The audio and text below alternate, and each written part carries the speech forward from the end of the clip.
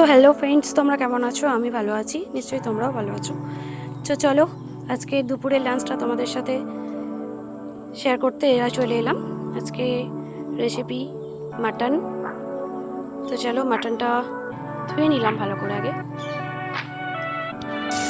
তো ম্যারিনেট করে নেব।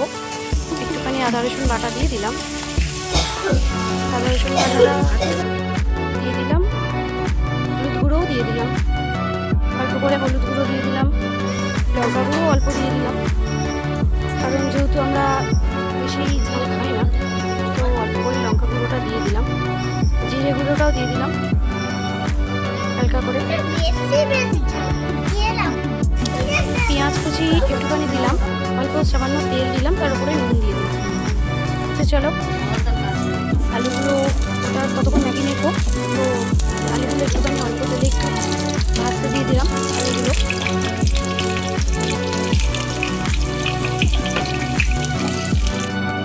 আর অল্প করে হলুদও দিলাম, অল্প সামান্য নুন দিয়ে একটুখানি ঢাকা দিলাম, যাতে আলুগুলো তাড়াতাড়ি ভাজা হয়ে যাবে।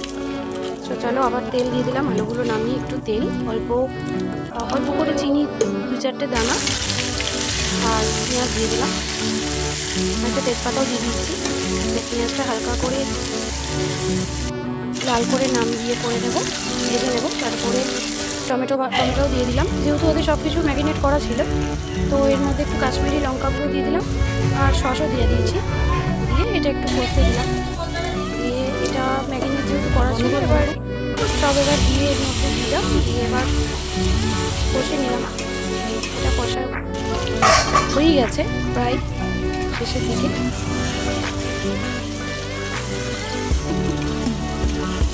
তো চলো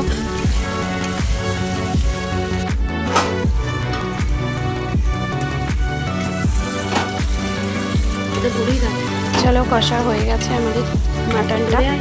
আমি আজকে ফার্স্ট টাইম মাটন রান্না করছি, আমি কখনো মাটন রান্না করিনি এর আগে যদিও, তো এই ফার্স্ট টাইম মাটন রান্না করছি, জানি না কেমন হবে। তো চলো প্রেশারে একটা সিটি দিয়ে দিতে হবে যাতে, তো প্রেশারে আমরা মাটনটা তুলে নিচ্ছি।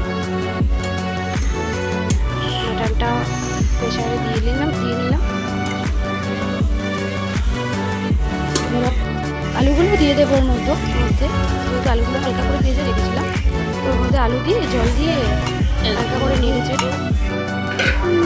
চলো আজকের মেনুটা দেখায়। ভাত, ডাল, এটা হচ্ছে উচ্ছে আলু ভাজা, এটা ডিম ভাজা, ওটা পমফ্রেট মাছ, এটা ভালো মতো দেখাতে হবে।